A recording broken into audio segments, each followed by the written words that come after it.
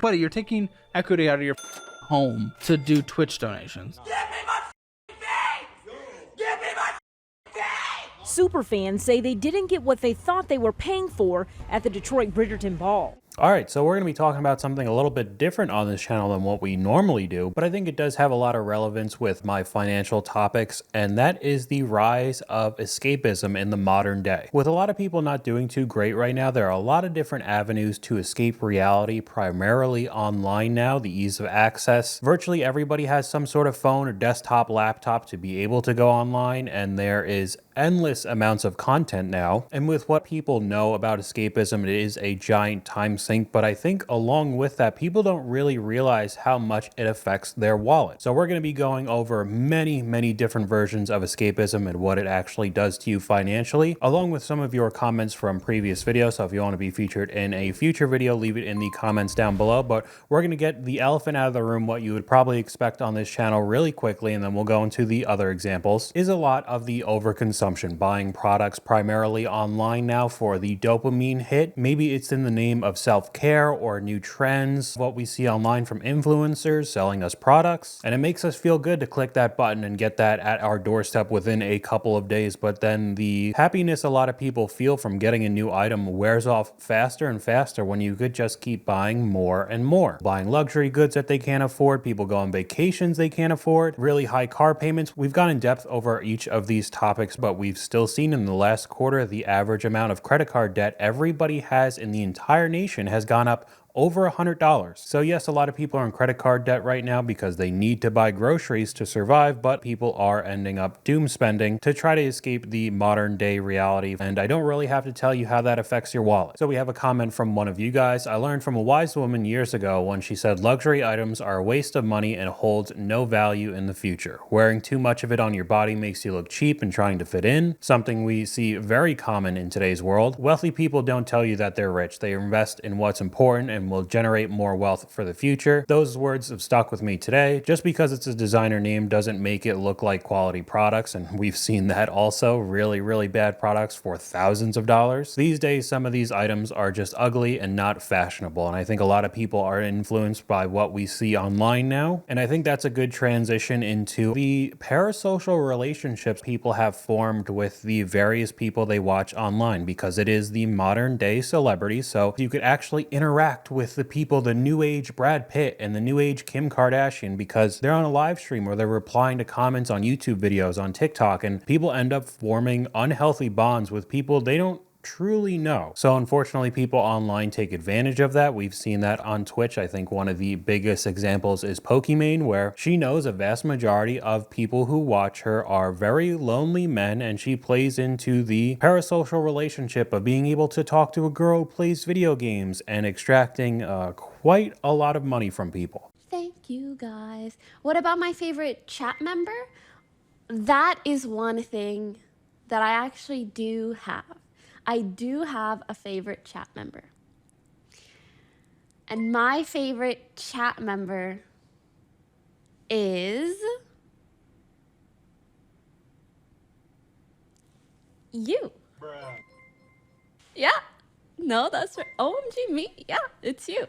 I mean, we could see some of the comments from this clip. She meant me. All the rest of you were just eavesdropping, even though it's supposed to be a joke. You kind of see people play into this. Pokimane is really good at playing with her chat. Wow, I'm about to quit my job, sell all my possessions, and travel to America from Estonia. Now, that's happened before. There are several stories of people literally going bankrupt to send ungodly amounts of money through Twitch donations to have a parasocial relationship with a particular streamer. Now, most of the time it ends up being very lonely guys doing this with pretty gamer e-girls. And I mean, you just get comment after comment. She was clearly pointing at me, bro. She knows how to farm those tier 3s, which are tier 3 Twitch subs, which I believe are $25 a month. And these streamers have thousands, if not tens of thousands worth of subs that will pay at least $5 a month to be subscribed to them. And I don't really have too much of a problem if you find entertainment out of it, but it seems like some of these streamers have really played into it where they'll they'll get money from a lot of people to kind of imagine like they have a girlfriend or they have a friend to talk to, which sounds really sad. And we could see from this comment, Ludwig, which is another very large Twitch streamer, or I think maybe YouTube streamer now, "I'm not your friend, I'm entertainment, don't get it twisted." And then Pokimane, "Hey, if you want to put money in my pockets, we're tight. Don't let anyone tell you it's unhealthy." So along with it being very sad and a form of escapism, this is definitely not cheap. Buddy, you're taking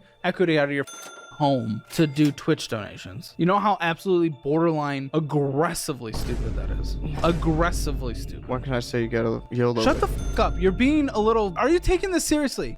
What are we doing here? You gotta be a little YOLO. What the f? So, I mean, you could do a deep dive on this video alone. I feel like a lot of people have already done it because it gets into the very creepy zone of people being obsessive about streamers because they've taken advantage and they really don't have any sort of friends or family. People will just sit in their room all day, not dealing with reality and just being chronically online. You've made so many accounts just to ask me the most weird and random questions about my friends. Have you met this person? Why aren't you following this person? Go do this, go do that. Oh my god, Myung is live. This person said this person. Stop it. And your account is made November 9th because I've banned you so many fucking times before. Guys, if you see someone behaving this way, please tell them to stop. Now, I'm not saying that the actions for whoever that was online isn't weird and definitely unwanted, but I do think that it's funny that she'll deflect onto the other chat members who are also just trying to be there to get a semblance of attention to make them be the ones to tell other people to stop being weird, even though this is basically how they make money. But we could shift over into the OF version and explosion of this type of content with parasocial relationships, because you probably already know what it is, and the explosion of corn over the past few years. And again, the ease of access. Everybody has a phone. People are getting these phones younger and younger and being exposed to it, even if they don't specifically look it up. Go on any social media. People are pushing the boundaries of getting banned and not getting banned with content they probably shouldn't be posting. But it has gotten so crazy that now we are at the, I guess, pimp version of OF, and you get videos like this. Hey guys, my name is Henry. I run an OnlyFans agency. We get our money from helping creators get the most amount of money from their OnlyFans, and we take 40 to 60% in commissions. And most of the money that we earn for the creator we work with is through messages. So I've had to hire tons of chatters, and this is going to be an A to Z guide on how to hire chatters, where to hire chatters, how much to pay chatters, vital information that you need to give to chatters, what to pay attention to with your chatters to make sure that either if you're a sole creator yourself, you earn the most amount of money via chatters that you hire, or if you're an agency, you hire the best chatters, work with the best chatters, so make the most amount of money. This guy is a modern day pimp, I guess, for OF models. And if you don't know what chatters are, I remember seeing videos about this during COVID is when it really started exploding, is basically the over 18 version of Twitch streamer interactions, the parasocial relationships through donations. And what chatters are basically donated messages to these models where you could have a interaction with them, and it's like you're having a normal conversation. Some of them say that it's kind of like being their girlfriend, and it ends up becoming so lucrative. There are entire agencies that outsource these chatters for these models to other countries to have conversations for them to the people that are donating money, imagining that it's actually this girl who's talking to them, and it ends up just being like an Indian guy on the other side of the planet. I'm not singling out this one video. If you look it up, there's an entire market for this, but that's how lonely people have gotten. They have paid large amounts of money to see explicit content from individual models, and then will on top of it pay money to have basically imaginary conversations as if these models are actually their girlfriends, when you're basically just talking to another dude that got outsourced work. Again, I don't really have to tell you how bad this could possibly be financially for your wallet, but it's just another sad form of escapism. We have another comment from one of my previous videos. Imagine getting blasted for financial irresponsibility with a clip from the financial audit. of a guy buying VR corn right in front of his girlfriend. What a degenerate. And that's exactly what happened in that clip. And they almost just laughed it off that it was okay to pay for explicit content when he already had a girlfriend right next to him. And the justification was that it was VR. It was so real. It was like another reality. It just another really, really sad form of what a lot of entertainment and content has become in the modern era. And not too surprising that these examples primarily are towards men, but we could go on the flip side and take a look at a lot of Booktok. Now, I'm not going to go super in depth. There's been a lot of people who have made videos, and I'm just going to put up the thumbnails of those videos on the screen right now, and you could kind of see what Booktok has become. Now, it is primarily the female version of all of this crazy, weird corn and explicit content that men are paying for because they are lonely. This is the reading version that a lot of women will, I guess, just mask it in the veil of entertainment, like they're reading Harry Potter, which I would say is arguably worse than watching explicit videos if you see some of the plots and just the thumbnails of what some of these books are about. So this is not a single gender issue right now, and any of these books, I've been to Barnes & Nobles. These are $20, $30 a pop. So as ridiculous as it sounds to pay for Twitch donations to act like somebody's your girlfriend or pay for their explicit content, having imaginary conversations with these models that are not actually happening and you're paying money for it, the same thing's happening on the other side where they're buying books and imagining situations that just will not happen in the real world, and it becomes so extreme that the normal reality just cannot compete with it anymore. And that's a pretty extreme form of escapism if you ask me. Now we could transition into a lot of the super fans of a lot of different content online. Now this has been around for quite a long time. I think one of the most popular ones that a lot of people know are a lot of like these Star Wars fans who take it a little bit too seriously. Now I bet a lot of people have seen this clip on stream where the guy is basically like, I don't know if it's a panic attack. He's like kind of freaking out and crying at the same time just watching the trailer for the new Star Wars. It's pretty uneasy. And I'm not saying you're supposed to be a robot and spend all of your money on absolute necessities and then do everything you're supposed to do in life and not splurge on anything. You could enjoy and spend money on whatever you want, even if it is a little bit more than you should, as long as you're not going into tons of debt for it. But it seems like some people have crossed the line and want to be in those realities of the specific show or movie that they watched or book that they read. And they really just want to become those characters and not really deal with all the problems in the modern day world. And because of that, unfortunately, we have seen scammers take advantage of these types of people.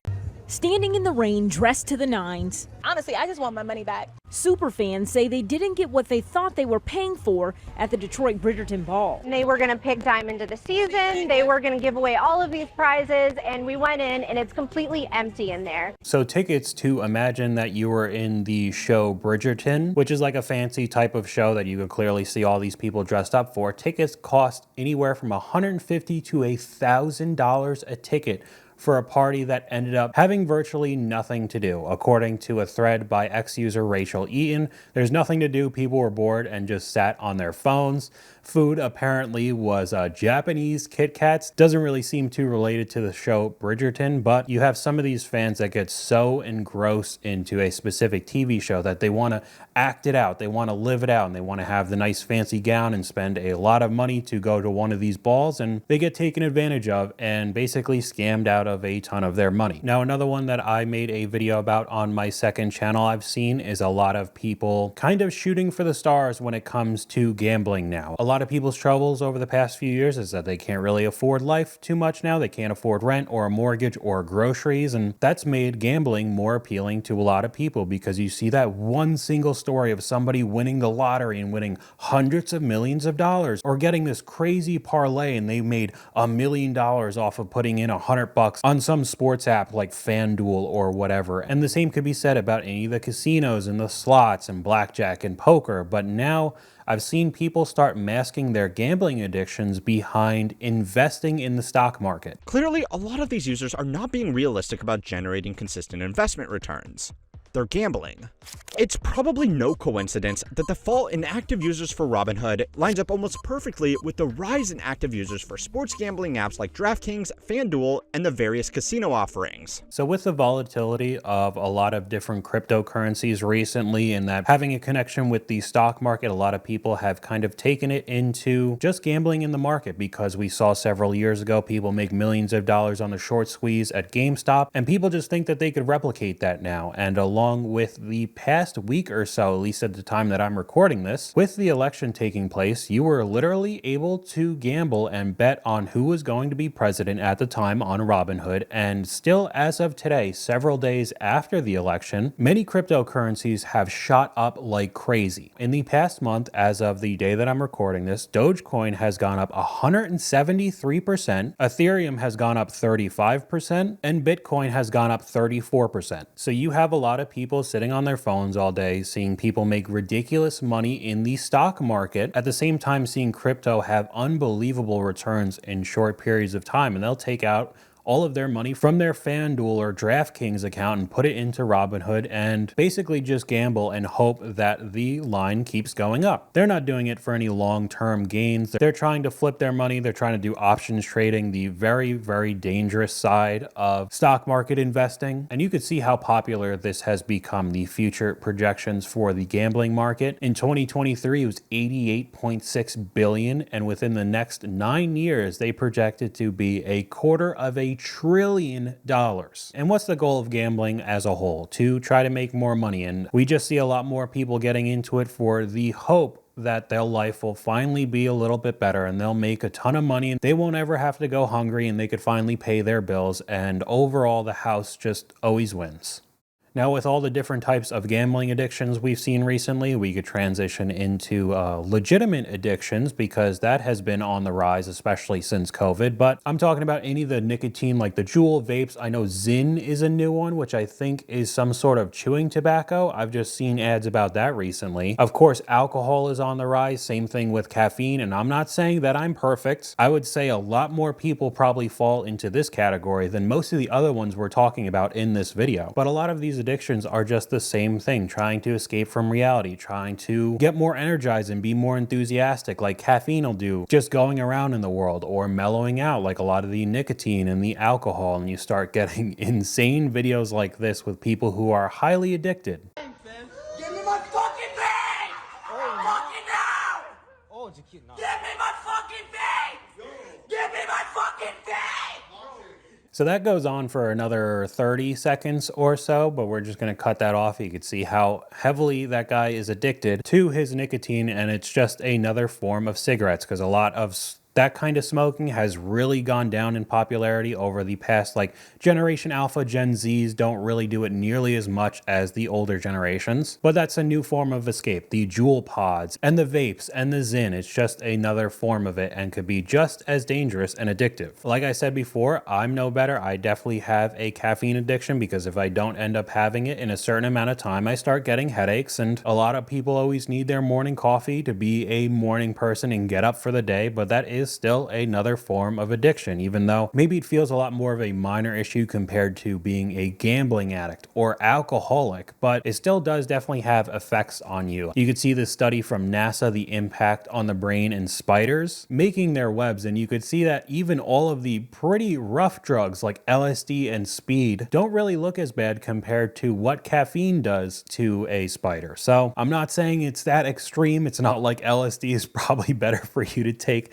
than having a morning cup of coffee, but still, I think more people have to realize that it is still an addiction. And now we could get into an article that I saw by the numbers. America's alcoholic-related health problems are rising fast. In the pit of the pandemic, no one to see, nowhere to go, horrors unfolding daily outside of the front door. There were many reliable bright spots. The 5 p.m. drink and would mark the end of the workday. So I mean, this article really starts going into the coping mechanisms drinking, which was already on the rise before 2020. 2020 became a coping mechanism, overburdened parents, burnout workers, traumatized and bored, and of course with all the different selections of alcohol, and it makes it very easy. Game nights, weddings, birthdays over Zoom, socially distanced happy hours, or just being alone in your house at night watching TV. A lot of people ended up drinking because they didn't really have too much else to do, and that carried out into the lifting of the mandates, and a lot more people have been drinking over the past few years. There have been higher sales of alcohol in general, which is clearly another issue for your wallet, and more deaths from excessive alcohol are also rising. Alcohol sales went up by almost 35%,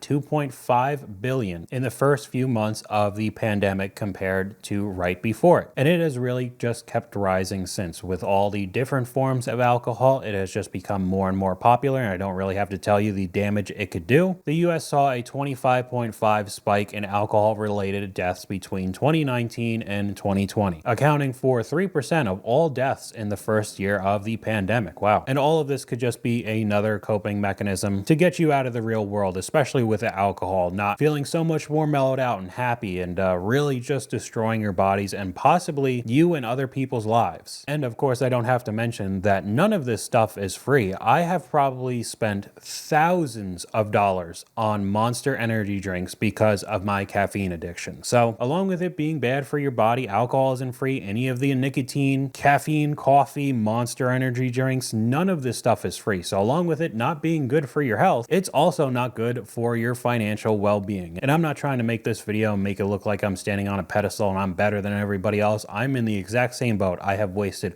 way more money than I should have. And I think a lot of people have realized these problems over the past few years, and because of that, the self-help movement has really started to explode, especially with young men. And I think overall it is a good thing. It helps a lot of people get out of slumps and get out of being chronically online and very out of shape and unhealthy, wasting a whole bunch of time playing video games, just constantly consuming entertainment way more than they should. Because again, I'm not saying you're supposed to be a robot and not do any of these things that are overall probably not the best for you, and you're just supposed to get up and work 18 hours a day and not have any fun throughout your entire life. It just seems like a lot of these people have pushed the envelope a little bit too far, and the same could really be said with the self-improvement. Now, a lot of it ends up turning into working out a lot, looking a lot better, feeling a lot better, getting a lot stronger, and overall I don't think is a negative thing. But with the fitness industry, if you really look the entire market online, it has become pretty toxic. People who are not natural saying that they're natural, which turns into normal people comparing themselves to people who you literally could not get as big as naturally. And that turns into excessive exercises, or younger and younger people getting on gear just to try to compare and compete with a lot of these people that are just destroying their bodies overall. And it really does have an effect on a lot of younger people getting into working out now. And again, none of this stuff is free. You end up finding somebody who could get you a lot of these illegal steroids. It's not like they're going to hand it over to you for free. We did see a lot of this stuff a few years ago on TikTok with SARMs, which is basically another form of steroids that a lot of younger people were taking that were ending up damaging a lot of their bodies. It was just